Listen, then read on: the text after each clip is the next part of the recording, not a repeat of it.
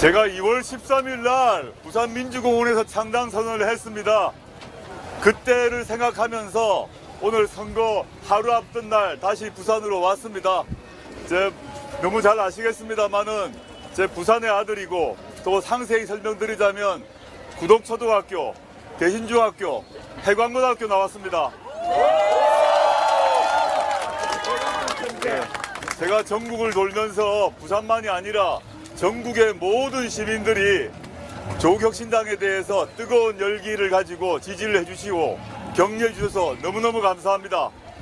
우리가 더 감사합니다. 이미 다들 아시겠지만 저희가 지역구 후보를 내지 못했기 때문에 대중연설을 할 수가 없습니다. 그리고 마이크나 스피커도 사용할 수가 없고 현수막 걸 수 없고 유세차를 사용 못합니다. 유일하게 할 수 있는 게 여기 와 계신 기자분들하고 문답밖에 허용되지 않기 때문에 양해를 하시고, 만약에 안 들리실 가능성이 많기 때문에 그 경우는 유튜브를 보셔야 될 것 같습니다. 이렇게 해주시고, 제가 오늘 오니까 여기 몇 분이 각 지역별로 보면 시민 여러분들이 이런 작은 이런 플랜카드를, 또 조그만 쪽지를 스스로 만들어 오시는데 딱 눈에 띄어서 하나 들고 하랍니다.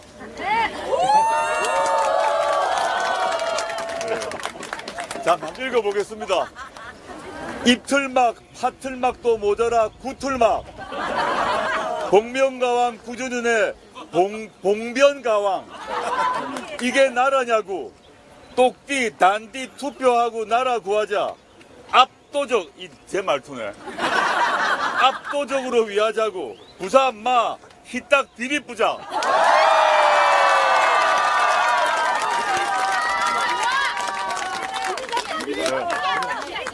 오늘 기자. 우리가 도로 앞에 국진상 도망갔습니다.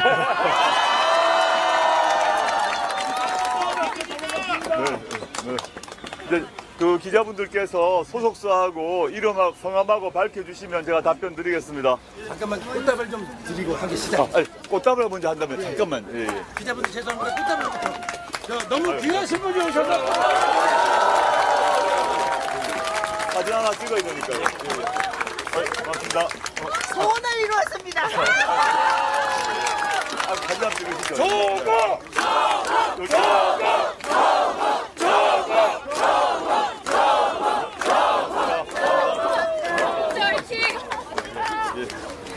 네, 그러면 질문 받도록 하겠습니다. 지금 그 첫날에도 부산을 찾으셨고 마지막에도 부산을 찾으셨고 조금만 크게 해주시면 앞으로 잠깐 오셔도 네. 이게 공간이 열려있어 소리가 흩어져요. 3월 창당 때부터 보면 지금 부산에 한 5번에서 6번 정도 오시고 계시거든요. 예. 이렇게 이제 부산에 집중하시는 이유가 무엇인지 좀 궁금하고요. 이어서 질문하겠습니다. 부산에 왜 집중하느냐? 아주 1차적으로는 제가 제 고향 오는 게 뭐 문제겠습니까?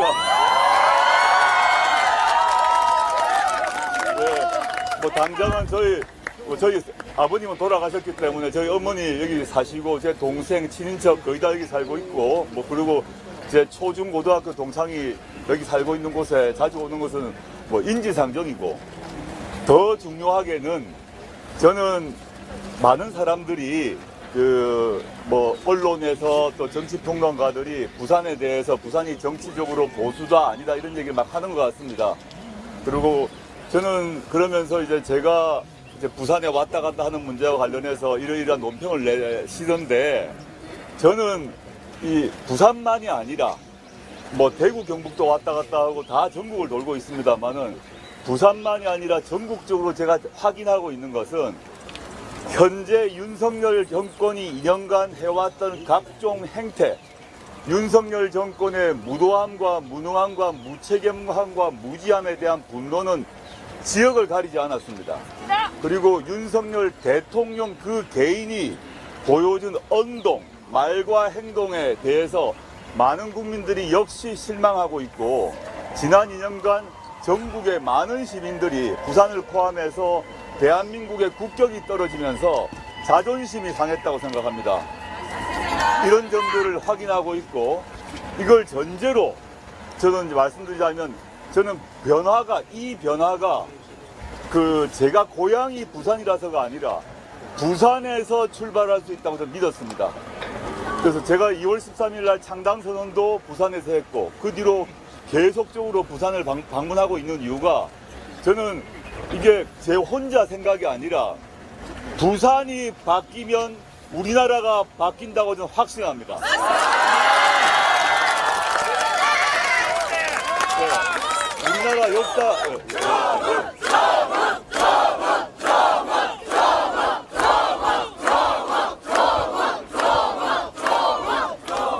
부산 시민이 어떤 시민이냐? 1979년에 다들 여기 뭐 나이가 저하고 비슷하신 분들은 다 아시겠습니다만은 1979년 부마 항쟁의 진원지였고 그걸 통해서 우리나라의 정치적 민주화를 이끌어낸 도시입니다. 그리고 부산에서 배출한 김영삼, 노무현 같은 걸출한 정치인들이 해온 업적을 생각해 보신다면 이 부산 시민의 선택이 단지 부산 지역의 몇몇 국회의원들이 당선이 된다 이런 문제를 넘어서 대한민국 전체의 정치 판도를 바꿀 것이라고 저는 확신했습니다. 그리고 조국혁신당의 창당과 조국혁신당에 대한 부산, 경남, 울산 지역의 지지를 느끼면서 이 변화가 이미 시작되었다라고 생각했고 제가 부산을 여러 번 왔다 갔다 하면서 여러 번 말씀드린 게 있는데 제 고향이어서가 아니라 부산의 변화가 바로 동남풍을 일으킬 것이고 이 동남풍이 서울로 올라갈 거다. 그럼 대한민국 전체의 정치 지도가 바뀔 것이라고 여러 번 말해왔고요. 저는 그 말이 지금 실현되고 있다고 생각합니다. 그래서 오늘 이제 처음과 끝을 저희의 정치 그 참여, 창당의 처음과 끝을 지금 부산에 시작한 셈인 거죠. 그래서 이번 마지막 날입니다. 선거운동 마지막 날인데 다시 한번 부산 시민에게 호소를 하면서 부산만이 아니라 대한민국의 변화를 여기서 만들어 보자 라는 취지에서 부산을 방문했습니다.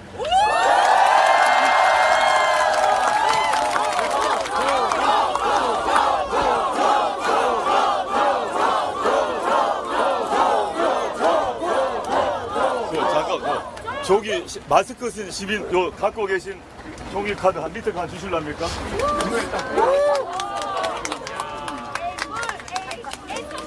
여기 잠깐만. 내가 밟겠다. 이거 밟을 뻔했어요. 예. 막 그러시고. 제가 정말 전국을 돌면 시민들이 다 이런 걸 만들어 오십니다. 각 지역별로 뭐 지역별 사투리를 쓰시기도 하시고. 근데 오늘 또 눈에 띄어서 응가이 해라 너희들. 인자 보면 모르겠나? 진짜 엥가이 해라 엥가이. 제 마음입니다. 감사합니다. 다음 질문 받겠습니다. 예. MBC의 정진명 기자라고 합니다. 좀 서서 얘기하시면 좋겠어요. 이게 개활지라서 소리가 흩어져서 안 들립니다. 예. MBC의 정진명이라고 합니다. 네.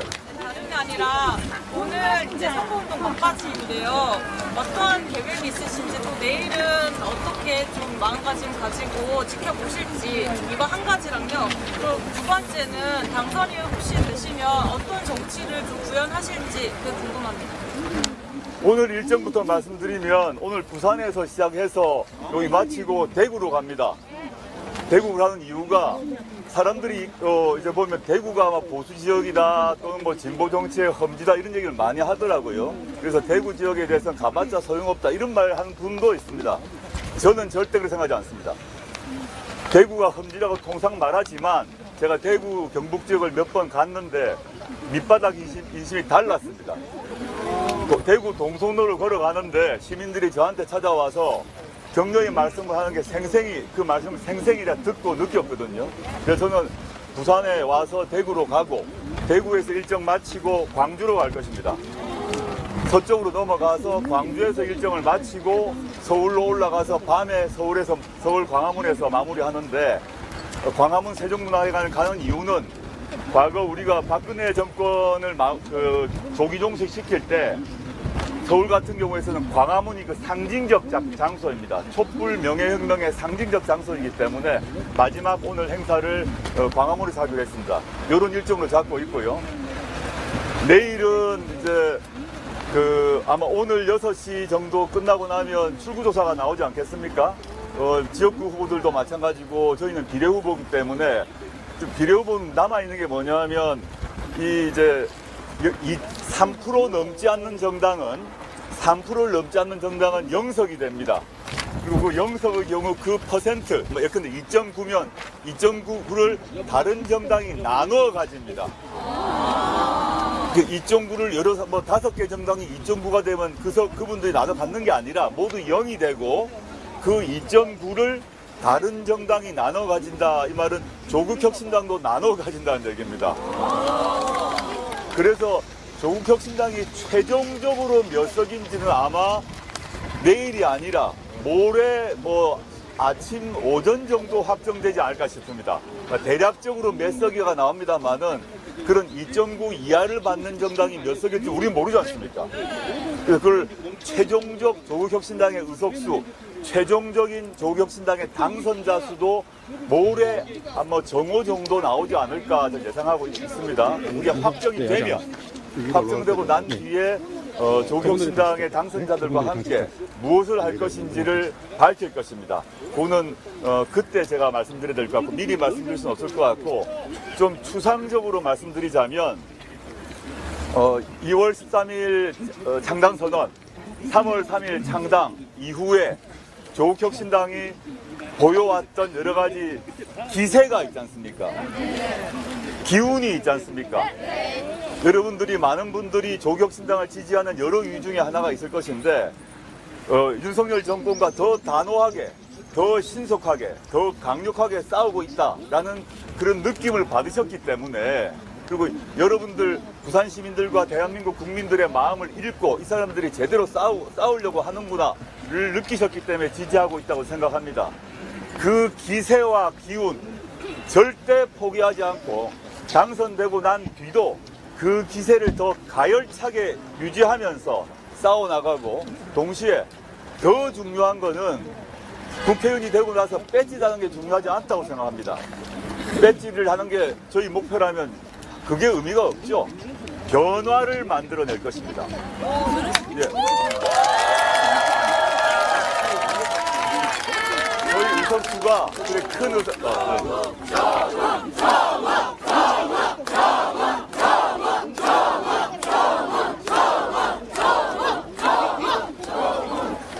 민주당이 가장 큰 정당이 될 가능성이 많은데 민주당과 협력해서 국민 여러분들이 조국혁신당에 보내주신 성원과 격려를 잊지 않고 조국혁신당이 무엇인가를 하라라고 해서 저희에게 박수를 보내시고 표를 주신 거 아니겠습니까?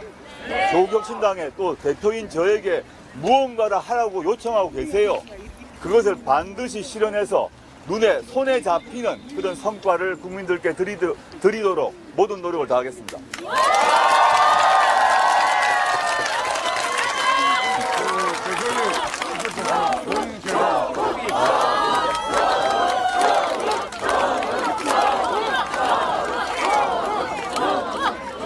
잠시만 조용히 해주시고요. 예, 다음 질문 받겠습니다.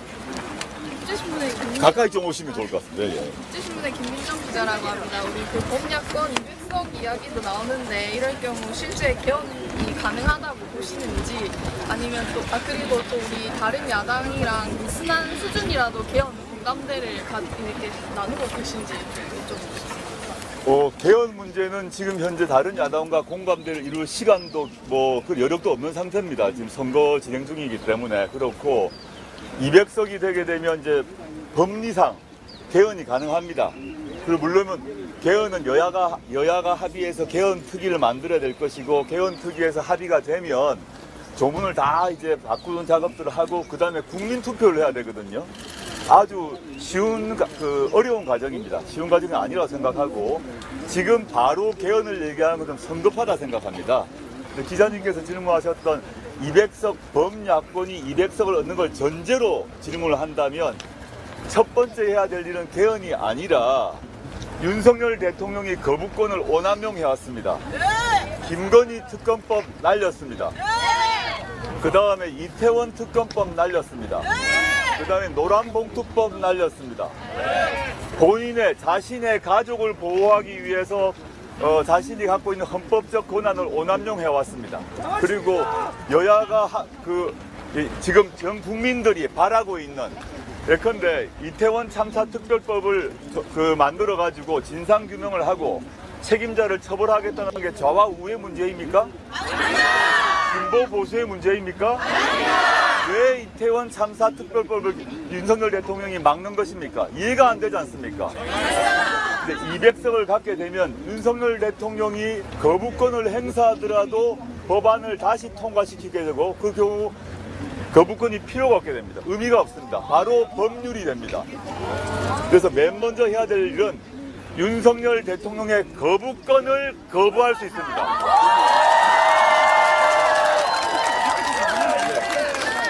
윤석열 대통령의 거부권이 거부되는 그 모습을 상상해 보시면 윤석열 대통령이 자신의 거부권을 행사해서 자신의 가족을 보호하기 위해서 또는 자신의 무슨 이유인지 자신의 수하나 측근을 보호하기 위해서인지 모르겠지만 거부권을 행사하더라도 200석이 야권 200석이 만들어진 걸 전제로 법률을 통과하게 되면 예컨대 김건희 특검법이 종합특검법이 되겠죠. 통과되게 되면 특별검사가 임명되고 특별검사의 주도하에 김건희 씨를 수사하게 될 것입니다.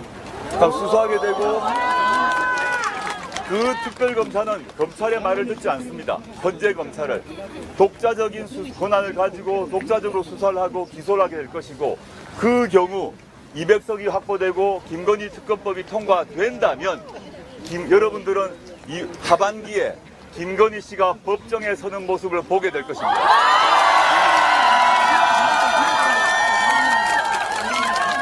마찬가지로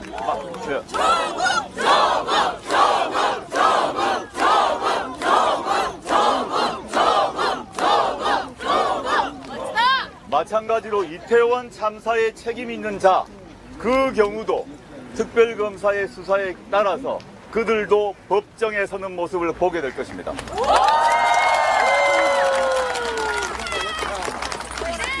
네, 저 프라임 경제 박주장 기자라고 합니다. 제가 질문이 조금 많아서 한 개씩 좀 많아서 예. 제가 적어야겠네 그러면. 아니 그 답은 되게 쉬우실 건데요. 예. 그 첫 번째 질문은 조국 혁신당이 지금 폭발적인 이슈에도 불구하고 원내 단일 원내 교섭 단체는 사실상 좀 어렵지 않다라는 질문입니다. 네. 그럴 때 예전 정의당처럼 조국 혁신당이 데스노트 정당처럼 이 부분은 우리가 동의를 하겠다, 동참하겠다, 이 부분은 우리가 하지 않겠다라고 선언적인 정당이 될 것인지의 문제 하나고요. 특히 부산 같은 경우에는 부산민주당에서 이 홍사코 월드엑스포 국정조사를 1호로 지금 삼았습니다. 그래서 엑스포. 엑스포. 조사를 1호로 잡았는데요. 그때 조국 혁신당이 부참을 줄 것인지에 대한 질문을 하자고요. 그다음에 그 4일에 국회에서 조국 대표님께서 사회연대 임금제를 이야기하셨을 때 그 대기업의 임금을 낮추면서 이제 중소기업 임금과 맞추겠다라는 이야기를 하신 거에 대해서 보수 언론이 굉장히 보도를 하고 그에 대해서 조금 많은 비틀어진 비판을 많이 하고 있습니다. 이에 대해서 한번 정정을 해주시면 될 것 같고요. 세 번째는 제가 오는 길에 시민께서 꼭 물어봐 달라고 하셔가지고 다 겪어보신 세대로서 검사 독재하고 공부 독재의 차이점이 무엇인지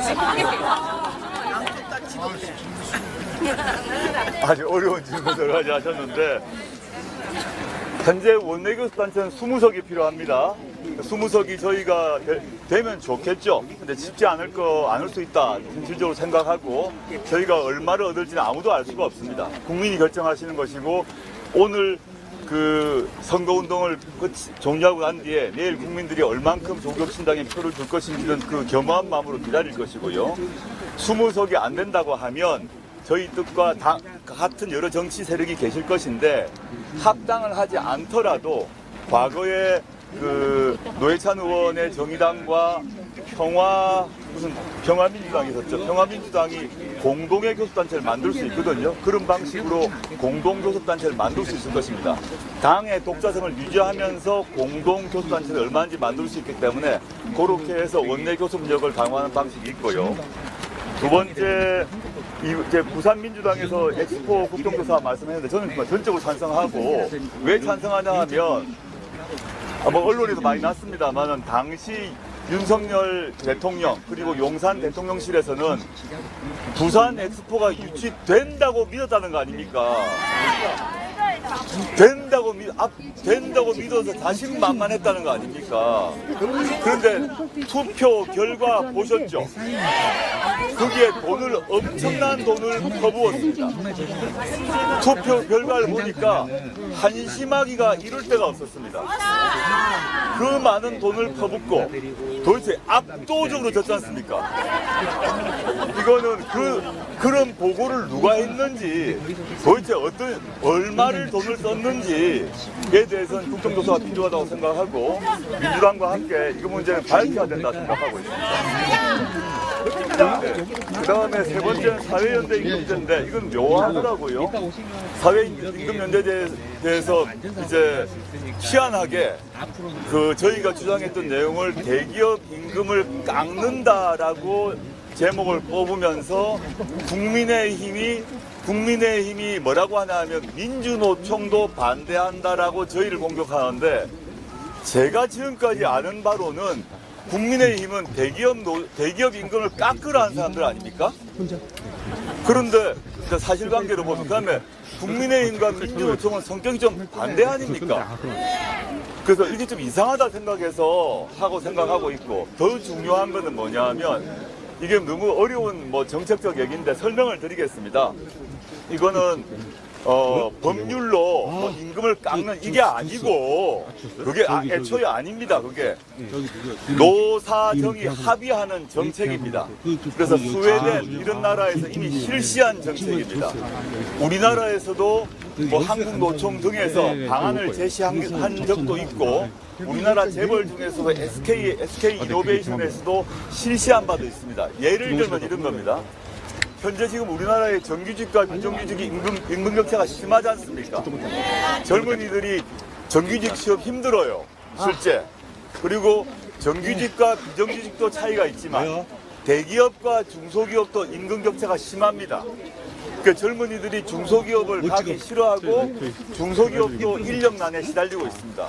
이런 상태를 어떻게 해결하는가 해서 다른 나라의 경험이 있는데 그 경험을 보면 이런 겁니다. 우리나라에서도 실험을 했던 거고 일부 실현되고 있는데 이렇게 하는 겁니다. 예컨대 대기업 노조하고 기업하고 노사 협상을 하는데 요번에 임금 인상을 8% 해달라라고 합의를 보는 겁니다. 예를 들자면 8%를 하는데 그중 1%는 8% 중에 1%는 그 대기업의 하청기업, 그 대기업의 비정규직 노동자를 위해 쓰자라고 합의하는 겁니다. 그러니까 대기업 노동자의 임금을 깎는 게 아니라 보통 임금이라는 게 물가 상승 등에 따라 올라가지 않습니까? 올라가는데 근데 8%를 합의하면 그 중에 몇 프로를 노와 사가 합의하는 겁니다. 이번에는 1%를 하청 쪽에 주자, 1%를 비정규직에 주자. 그러면 이게 상생이 될 거 아닙니까? 이게 이제 그 사회연대 임금제란 거고 법률로 제정하는 게 아니라 노사정이 합의하는 것입니다. 그리고 정부는 그렇게 하라고 권장을 하면서 그런 게 이루어지게 되면 예컨대 기업과 노조 양측에 대기업 노조가 약간 인상에 있어서 1% 손해를 볼 거 아닙니까? 대기업 노조가 1% 양보를 해서 그 1%를 비정규직 또는 하청에 주게 되면 대기업 노조에게 또는 대기업 기업 자체에게 정부가 줄 수 있는 혜택을 준다. 요게 하나의 그 제도의 모양이거든요. 이거를 거두절미하고 마치 조국혁신당이 대기업 임금 깎는다라고 공격을 하는데 그건 저는 별 의미가 없다고 생각하고 차례차례 저희 총선 끝나고 난 뒤에 조국혁신당이 정책을 통해서 상세한 내용을 밝히도록 하겠습니다. 마지막 하나 남았네. 군사 독재와의 차이예요. 이게 우리가 이제 검찰 독재라고 하는 이유는 뭔가 독재라는 단어를 쓰는 게 그냥 저 사람 나쁜 놈이다 이게 아니라 독재라고 하는 말이 정치학적으로만 따져보더라도 권력의 핵심을 누가 쥐고 있는가에 있습니다. 전두환 때 권력 핵심을 누가 쥐고 있었습니까? 서울에 보면 맞지 않습니까? 신군부가 쥐고 있었어요. 그때는 곁으로는 국회의원이 뭐 누가 됐다 하지만 최종 의사 결정을 신군부가 한 거거든요. 육사 몇 기 나온 그 신군부 하나에는 우리가 뽑은 적이 없습니다. 없었습니다. 서울의 봄 영화에 나왔던 그 신군부를 국민들이 뽑은 적이 없어요. 근데 그 사람들이 권력을 쥐고 최고 결정을 자기가 하고 그 다음에 그 우리나라에 갖고 있는 각종 자원, 재원, 예산이건 자리건 그러니까 돈이건 자리건 그것들 자기들이 나눠 먹는 거죠. 그리고 그걸 반대하면 군사적 군부니까 그 당시에 폭력적으로 제압을 했던 거 아닙니까? 고문도 하고 때리고 뭐 온갖 일이 벌어지는 아실 건데 검찰 독재는 그런 식으로 못하죠. 지금 우리 군부 쿠데타 걱정 안 합니다. 아시죠? 그 정치적 민주화가 이루어졌고 특히 김영삼 대통령이 한 방에 하나회를 없애서 지금 우리 아무도 군부 쿠데타를 걱정 안 합니다. 외국에서 태국에서 군부 쿠데타 일어나면 이상한 나라다 생각하지 우리는 그런 걱정 안 합니다. 그런데 군부 대신에 검찰이 권력을 쥐었다는 말은 뭐냐? 아까 어이구 조심하세요. 권력의 핵심에 누가 있는가를 봐야 되는 거죠. 제가 뭐 여러 책이나 밝혔습니다만 대통령 말고도 용산 대통령실에 정부의 여당의 핵심적 위치에는 검찰 또는 검찰 출신들이 들어가 있고 그다음에 의사결정에 있어서도 이게 보통 집권 세력이라 그러면 집권 세력이 여러 명이 있을 건데 최종적 결정은 어딘가 딴 데서 하는 것 같다는 거죠. 그리고 이 돈과 자리를 배분하는 데 있어서도 검찰 출신이 매우 유리한 방식으로 이루어지고 있다. 이 부산에서도 당장 국회의원 후보로 검찰 출신 많이 나왔지 않습니까? 이게 이유가 뭐겠습니까? 국민의힘에 유리하다는 그 지역에 쏙쏙 꼽아주고 있거든요. 그게 검찰 독재의 핵심이다. 그리고 그게 반대하는 시민들에게는 총칼은 없습니다. 군부 독재가 없어졌으니까. 총칼 대신에 압수, 수색, 체포, 구속, 세무조사, 이틀막 이렇게 하니까 독재라고 말하지 않을 수 없는 것이죠.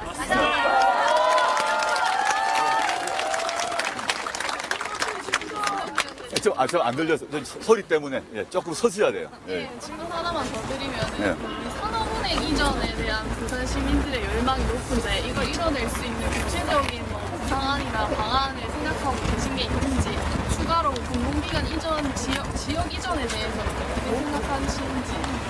일단 공공기관 이전 문제는 뭐 산업은행을 떠나서 현재 노무현 정부 이후로 균형 발전 정책을 더 강화해야 되고 뭐 공공기관만이 아니라 조국혁신당 같은 경우는 이제 기업이나 공사 말고 제가 이런 얘기를 많이 해왔고 저희 당에서 발표를 해왔습니다만 하나 추가를 하자면 뭐 세종을 더 키운다는 거 말고 예컨대 헌법재판소는 시민들이 왔다 갔다 하는 장소가 아닙니다. 아무 필요가 없어요. 그 헌법재판소가 서울의 안국동에 있을 필요가 없고 헌법재판소가 전주에 안 갈 이유가 없습니다. 예컨대 대검찰청이 있으면 대검찰청에 시민들이 다니는 장소가 아닙니다. 서류만 왔다 갔다 하지. 대검찰청이 예컨대 부산이나 대구에 있지 않을 이유가 없습니다. 이런 식으로 또 감사원도 마찬가지고 대법원도 마찬가지입니다. 이런 식으로 지역 균형 발전을 하려면 주요 기관들이 지방으로 가야 된다고 생각을 합니다. 그걸 전제로 말씀드리고 그다음에 지금 기자님 질문 산업은행 문제인데 그 문제는 제가 상세히 잘 모르겠습니다. 부산 지역에서 요구사항이 있는 걸 알고 있고 그다음에 또 산업은행의 또 입장은 좀 다른 것 같다고 제가 들었는데 제가 그거는 개원 이후에 양측의 입장을 수렴해서 어떤 상황이 들어보도록 하겠습니다.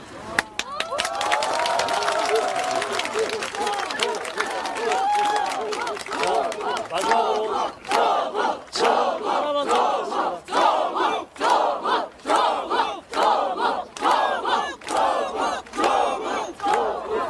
그 저기 뒤에 아주 재밌는 거 만들어 오셨는데 파전은 디비지입니다. 보내주시려면. 앞으로 주세요. 앞으로 주세요. 앞으로.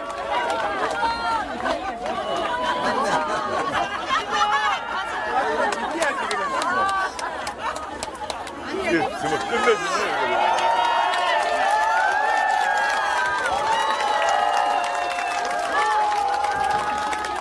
자, 저희가 대구로 이동해야 돼서요. 마지막 질문 하나 받겠습니다. 예. 어제 양산의 김영석 의원이 해야 되라는 말을 어떤 부에서든 했고 이게 이제 나중에 사과하는 과정을 표명하는 과정이 이어졌는데요. 지난 정부의 관련된 인사로서 하시고 싶은 얘기가 있을 것 같습니다. 저는 국민의힘 의원들이 점점 막말을 하는 것 같습니다. 그 윤현이라는 사람이 문재인을 죽여야 된다, 죽여 이런 말을 공개석상에서 한 거 아닙니까? 엔가이 주변아! 진짜 그 정말 막말이 막 나오고 있고 한동훈 비대위원장도 막 막말을 하더라고요. 저에 대해서 막말도 하고 있던데 많이 급하다. 그리고 많이 쫄린 상태다. 다급하다. 이런 상태 되니까 사람이 마음이 불안해지고 쫄리고 이러면 그때부터 이제 막 튀어나오지 않습니까? 그런 상태로 보입니다. 좀 안쓰럽다 생각을 하고요. 그런 막말을 하는 사람들은 그 양산 유권자들이 심판을 해야 된다 생각합니다. 그는 정치인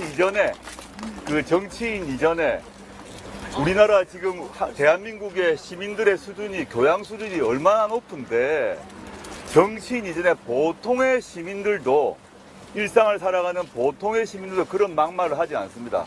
수준 이하라고 생각합니다. 그러기 위해서 파전을 빌듯이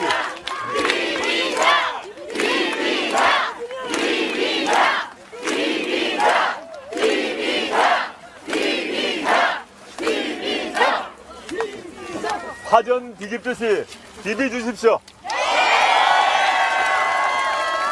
자, 저희가 조국 대표님을 위해서 오늘 귀한 선물을 준비했습니다.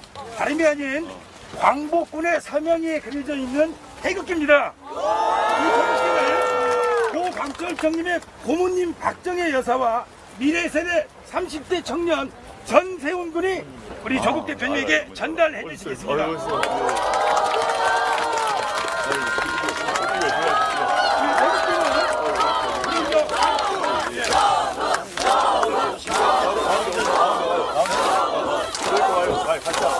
이 태극기는 다시 한번 말씀드리면 한국 광복군의 사명이 되는 의미가 높은 태극기입니다. 예, 감사합니다. 고맙습니다. 손 한번 들고 갑시다. 예. 자, 이 태극기를 앞에 두고 우리 다 같이 헌법을 수호하고 홍범도 장군을 수호하는 의미에서 애국가제창 1절만 한번 해보겠습니다. 다 같이 동해물가부터 시작했습니다. 시작!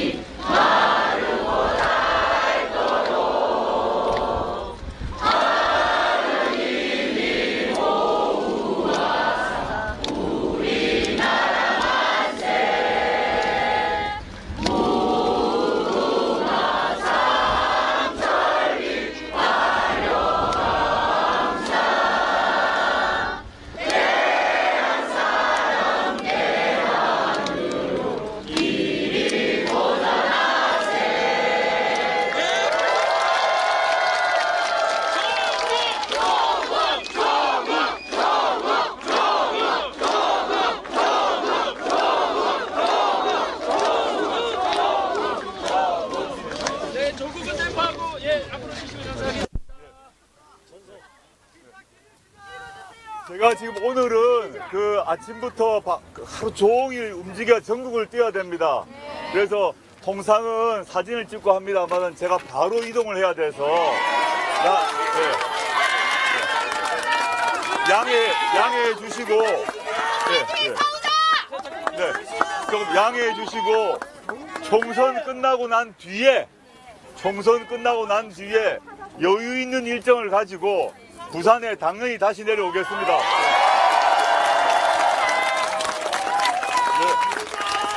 자, 부탁합니다.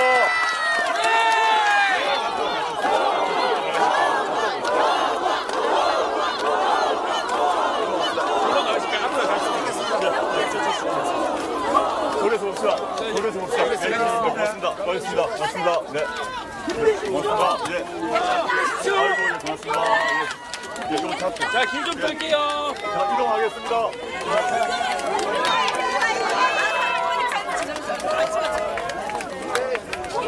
아, 저희 집니다. 3년은! 3년은! 3년은! 검찰 독재! 검찰 독재! 검찰 독재! 내가 누굽니까? 여러분이 누굽니까?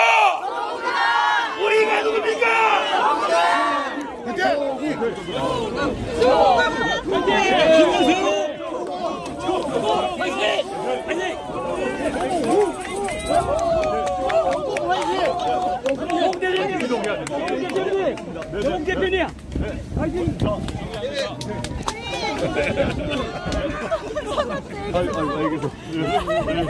애기 조심하십시오.